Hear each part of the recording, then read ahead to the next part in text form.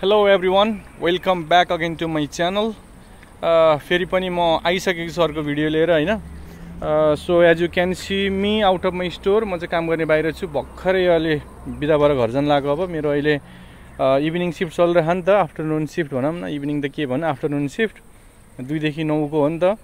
त्यही भएर अनि भर्खरै म निस्केको. मेरो काम गर्ने ठाउँ यही नै हो. अहिले चाहिँ तपाईको यहाँ 9 बजेर 4 मिनेट गइसकेको छ.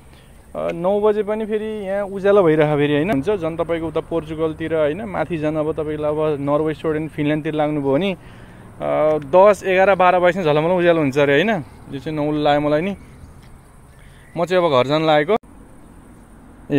यहाँ चाहिँ मेरो बुलेट र ब्याग छ. अब यो ब्यागमा फेरि खजाना छ मेरो हैन. के छ जस्तो लाग्यो तपाईहरुलाई. यो चाहिँ मेरो खास ड्युटी आउने ब्याग हो कि. तर यो ब्यागमा चाहिँ मेरो खजाना भन्नुको अब खासमा हिजोसम्म यहाँ चामलको सेल लागिरहेको थियो कि. अनि अब 2 2.5 युरो पर्छ यहाँ चाहिँ 1 किलो चामललाई. हिजोसम्म चाहिँ सेलमा थियो. त्यही भएर हिजो मैले 30 प्याकेट चामल उठाएर राखिसकेको छु. अब हामी नेपालीलाई भातैको चिन्ता हो नि त हैन. के खाने भन्दाखेरि अब बिहानै बेलुकै त्यही भात खायो, मोटायो, बस्यो. अब बिहान आउँदाखेरि चाहिँ सर आयो, बेलुका जाँदाखेरि यसलाई बिस्तारै लतार्दै घिसार्दै घरसम्म पुर्याउनु पर्छ. खास हामी यो आफ्टरनुन शिफ्टमा चाहिँ 2 जना, मर्निङ शिफ्टमा 2 जना हो. मेरो अर्को साथी चाहिँ गइसक्नु भयो. अब यसरी बुलेट भाइलाई यसरी यहाँ घिसार्दै घर जानुपर्छ. अहिले त्यहाँ सम्म त समय छ कि, तर यो भिडियो बनाउनुको कारणले चाहिँ म गुडाउँदै गइरहेको छु. यहाँको खैरेहरू चाहिँ अब मजाले यो क्याफेमा बसेर बेलुकाको डिनर भन्ने कि खाजा भन्ने खाइरह मस्त मजाले हैन. पुरै यो बाहिर पुरा भरिभराउ छ कि यो क्याफे चाहिँ. त्यतिखेर चाहिँ अब यिनीहरू यहाँ घुम्न आएको, ट्याक्क दिनभरि उता घुम्छ, फेरि बेलुका आनन्दले हैन यसरी आएर खाना बस्छ. यो लाइफ त यो खैरेहरूले जिए के. तर साँच्चै सोच्यो भने हामी नेपालीले के लाइफ जिए जस्तो लाग्छ कि मलाई चाहिँ. तर अब यिनीहरू ट्याक्क 3-6 महिना मजाले काम गर्छ, अनि फेरि बाँकी रहेको चाहिँ हैन यो समरमा 15-20 दिन, हप्ता 10 दिन हैन यसरी छुट्टी निकाल्दै निस्किन्छ कि सबैजना फ्यामिलीहरू ट्याक्क ग्रुपमा यसरी निस्केपछि त अब 3-6 महिनाको थकान त मेटिन्छ नि त. मन लागेको खान्छ, घुम्छ, हिँड्छ हैन. यिनीहरूलाई नेपालमा हामी अब के को ट्रिप, के को फ्यामिली ट्रिप हैन, के को भ्याकेसन. अब कोही सबैले भनेको होइन मैले, तर एकदम गर्नेहरू पनि एकदम कम मात्रै, वर्षमा 2 वर्षमा एकचोटि त्यसरी निस्किरा हुन्छ कि नेपालमा चाहिँ हैन. अब यिनीहरू ट्याक्क पैसा कमाउँछ, घुम्न निस्किहाल्छ हैन. यिनीहरू धेरै सुविधा नि छ, सरकारले पनि हेर्छ. तर नेपालीहरूले चाहिँ बिचरा अब हामीलाई भनौँ न, नेपाली भन्दा हामीलाई चाहिँ अब सधैँ पछिको लागि भनेर यसरी सेभिङ गरेर यताउता मिलाउन पर्छ नि त. अब यिनीहरूले चाहिँ हैन सबै पैसा दिए हुन्छ नि, आफूले कमाएको यसरी नि अब खाने, इन्टरटेन गर्नेमा हुन्छ नि त, मनोरञ्जनमा पैसाहरू खर्च गर्छ, देश विदेश घुम्छ हुन्छ. हाम्रो केसमा चाहिँ के हुन्छ भने हामी मजाले दुःख गर्यो, अब घर बनाउने, घडेरी किन्ने हैन, अब बिहे गर्ने भने लौडा लसुन, यस्तै हुन्छ नेपालीको जिन्दगी. यतिकै जाँदो रहेछ क्या. तर त्यही भएर आफूले कमाएको सर्टेन पैसा हुन्छ नि, त्यो चाहिँ आफ्नो लागि पनि खर्च गर्न पर्दो रहेछ जस्तो लाग्छ कि यहाँ आएपछि चाहिँ. अब हाम्रो केसमा अब बिहे गर्न भन्दा यति पैसा खर्च गरेको हुन्छ कि हामीले हैन. अब त्यो सुनको प्राइस त्यस्तै हुन्छ. अब पार्टी भनेको छ हैन, आफूलाई मन नपर्ने हुन्छ नि, एकदम रिलेटिभ्सहरूले अब आफन्तहरू पनि अब कहाँ सबैको राम्रै भइदिए हुन्थ्यो भन्ने त सोच्ने मान्छे त हुन्न नि त आफन्तहरूमा पनि. अब त्यसरी बोलाएर हैन मजाले पेट भरिन्जेल खरा पठाउनु पर्छ कि. अब त्यसमा कति पैसा खर्च हुन्छ हैन. अब यिनीहरूको केसमा केटाकेटी मन मिल्यो, चर्चमा गयो, अनि त्यो त्यहाँको अब के भन्छ त्यसलाई, हामीले पुजारी भन्छ, तर यिनीहरूले के भन्छ, चर्चको फादर हो क्या हो.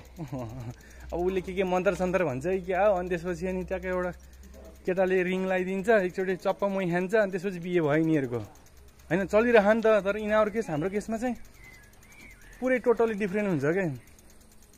त्यही भएर लाइफ चाहिँ खैरीहरूले जिउँदो रहेछ जस्तो लाग्छ कि मलाई चाहिँ. म घरमा यसो कुराहरू त पनि मम्मीहरूलाई नि भनेर हुन्छ कि मैले यो नेपालमा जन्मिनु त पाप हो जस्तो लाग्छ कि मलाई। तर अब त्यत्रो वर्ष बसियो कि पछि नि बस्नै छ कि, तर पनि हुन्छ नि यहाँ आएपछि लाइफ देखियो कि अब फेरि कहाँ विदेश गएर ठुलो कुरा गरे जस्तो त होला कि, तर ठुलो कुरा होइन कि मैले रियालिटी बताएँ हो नि त। अब यहाँको अब तपाईँ यहाँ अब कसैले बाल मतलबै छैन, तपाईँले जेसुकै गर्नुहोस्, जे काम गर्नुहोस् होइन, सबै काम नै हो। पैसा भइहाल्यो नि होइन, कामको रेस्पेक्ट हुन्छ। अरूको तपाईँलाई अरूको यहाँ त्यो हुन्छ नि चियो चासो कसैले गर्दै गर्दैन कि तपाईँ के लाउनुहोस् के खानुहोस् होइन, कता हिँड्नुहोस्, तपाईँ जे गर्नुहुन्छ होइन, it's all depend on you के। नेपालमा अब काम गरेको नि कुरे काट्या हुन्छ, खाएको नि कुरे काट्या हुन्छ। विदेशीहरूको चाहिँ लाइफस्टाइल एकदम राम्रो छ भन्दै गर्दाखेरि नेपालीहरूको चाहिँ कति त्यो हुन्छ नि गइ गएको भन्न खोजेको होइन कि, तर नेपालीहरूको नि आफ्नो एउटा टिपिकल कल्चर छ नि, त्यो दामी छ नि त। फेरि एकले अर्कालाई मद्दत गर्ने होइन, टोल छरछिमेकमा ऐँचो पैँचो मेलापात गर्दाखेरि सघाउने जुन छ नि त्यो फेरि दामी छ नि त होइन। मर्दा पर्दा होस् होइन, मलामी जानेदेखि लिएर तपाईँको घरमा पूजाहरू व्रतबन्धहरू बिहेमा फेरि अनि एकले अर्कालाई सघाउँछ नि त, त्यो फेरि दामी छ। सबै यिनीहरूको मात्रै राम्रो भन्न खोजेको त होइन।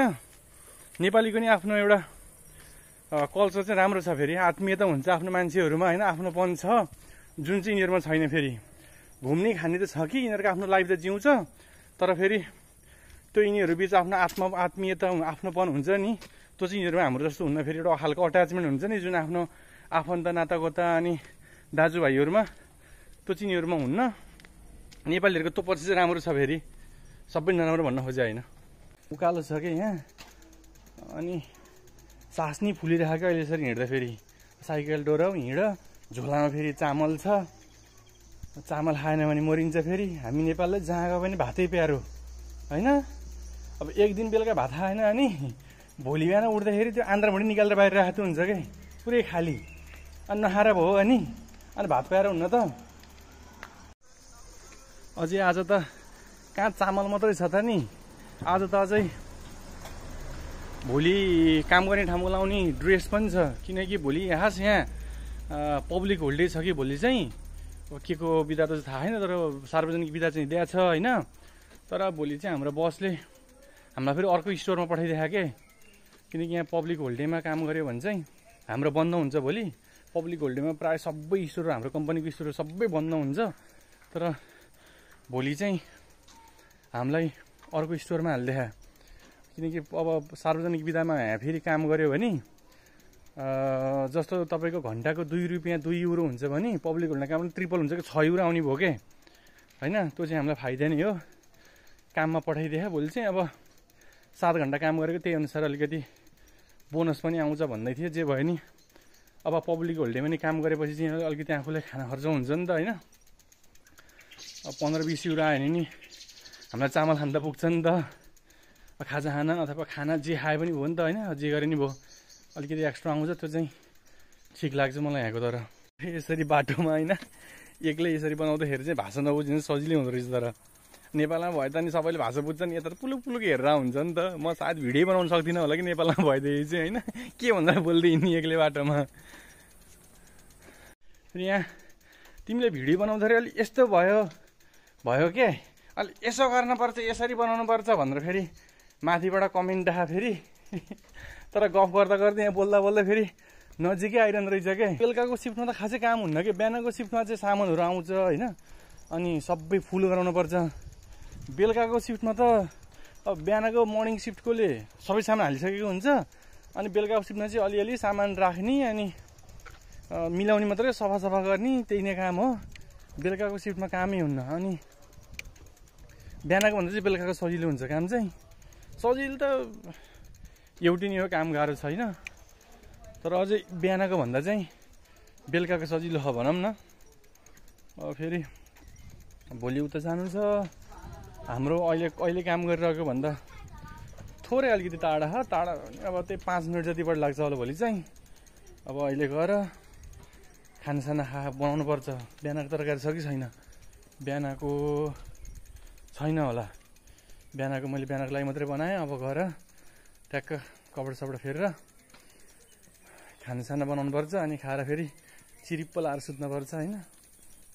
कामै के भयो र यहाँ त। अब अब यतिखेर नेपालतिर अथवा विदेश भएको साथीहरूलाई फोन गरेर पनि उता आधा रात भइसक्यो हुन्छ। नेपालमा अहिले रातिको 9, 10, 11, 12 1 बज्नलाई 5 मिनट बाँकी छ होला अब होइन। अनि अरू साथीहरूलाई फोन गरेर उता नि राति भइसक्यो हुन्छ।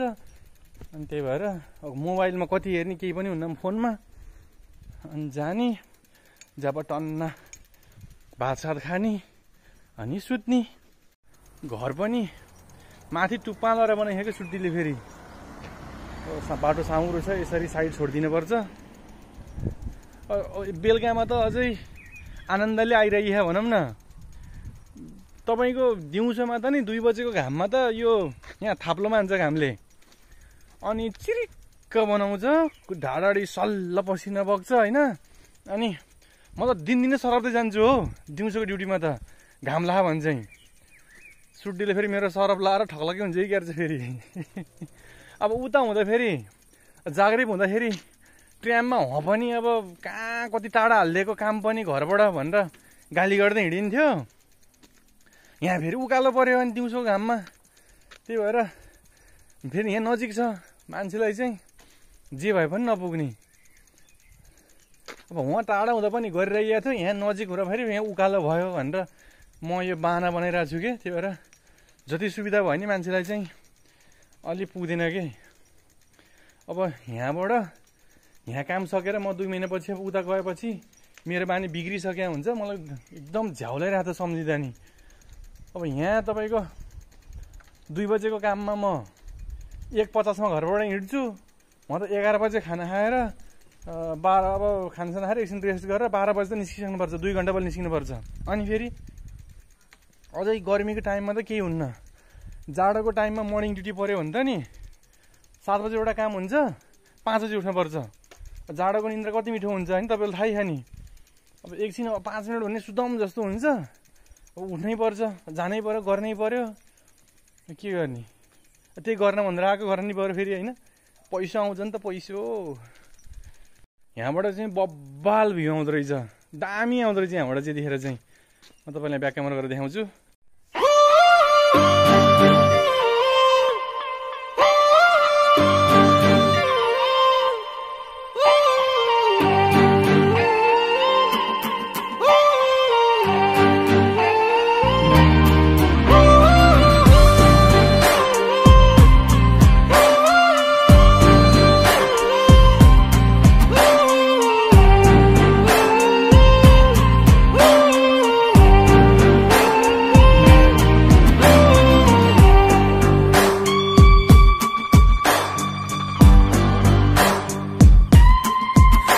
सिडियो चल्यो भने ठिकै छ, चलेन भने त उयो फेरि म पनि मकैबारी खोज्नी जानी झ्यामका झ्याम यही 12 लाख भन्दै ठटाउँछु मकैबारीलाई होइन।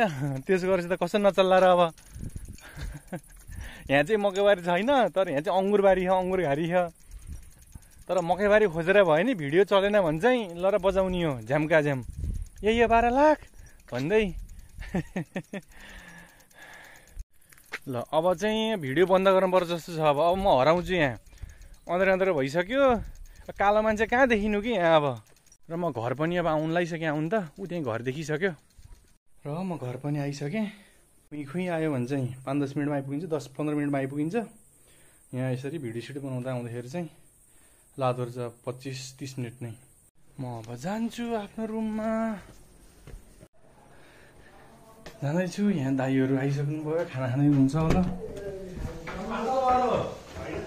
ओ दुजु, Let's close our eyes cause Ubra Dai is in boxer. दाईहरूको मासु पाकिरह। यहाँ अरू दाईहरू यहाँ बसिरहनु भयो। हस्ते दाईले यहाँ खाना खाँदै हुनुहुन्छ फेरि यहाँ होइन। यो चाहिँ मेरो किचन। म अब रुममा आइसकेँ। गर्मी भयो अहिले चाहिँ। ल के भयो, लाइटै बलेन त यार। ल अब आजबाट फेरि रुमको लाइट के भएर बिग्रियो त खै, लाइटै बल्दैन भन्छ नि दाइ। ल आजको लागि चाहिँ यति नै। म अब कपडाबाट फेरेर फ्रेस हुन्छु अनि खाना बनाउनु छ, अनि त्यसपछि सुत्नुपर्छ। सेयर सब्सक्राइब गर्नु भने नि के गर्नुहुन्न, नगरे ठिकै छ। म आफ्नो भिडियो हालिरहन्छु। मन परे सब्सक्राइब गर्नु, लाइक गर्नु, मन नपरे हेर्नु भन्नु। बाई।